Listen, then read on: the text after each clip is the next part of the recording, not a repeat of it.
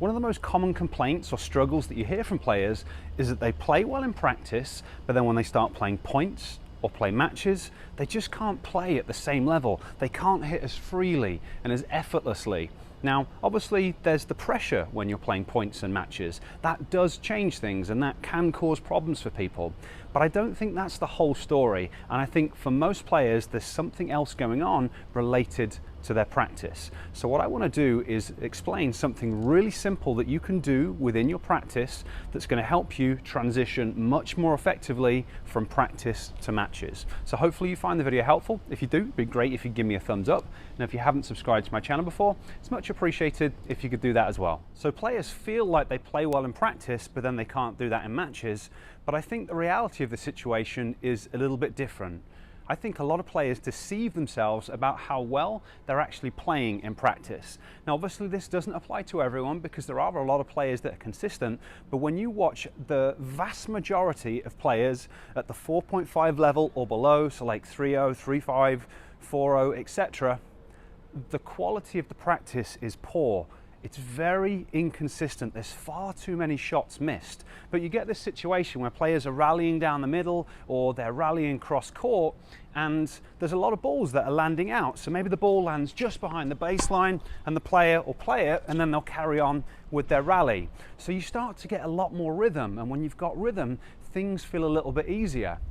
But if you were to actually stop and start again and feed the ball back in, I think you'd find for most players the length of the rallies would go down significantly, the rhythm would change significantly, and instead of feeling like you're crushing the ball and playing really well and practicing at a really high level, you'd start to see that maybe the quality of the practice isn't where it needs to be, and that's why you're not playing really well in practice and then playing badly in matches. You're just not practicing very well.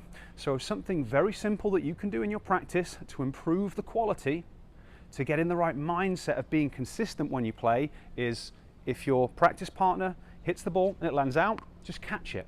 Start it again, feed it again. And if you miss a shot, tell your practice partner to do the same thing. So don't get into this situation where you're just playing really sloppy shots. You see people volleying the ball from the baseline and continuing on. Don't allow that to happen. Stop, start again, and then start to train yourself to be more consistent. And by doing that, the quality of your practice will go up.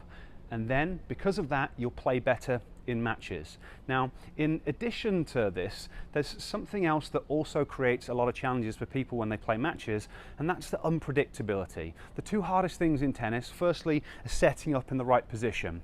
And then the second one is going to be the timing, because both of those things change on every single shot.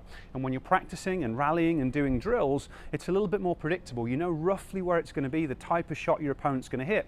So it allows you to prepare more effectively, and it helps with the timing.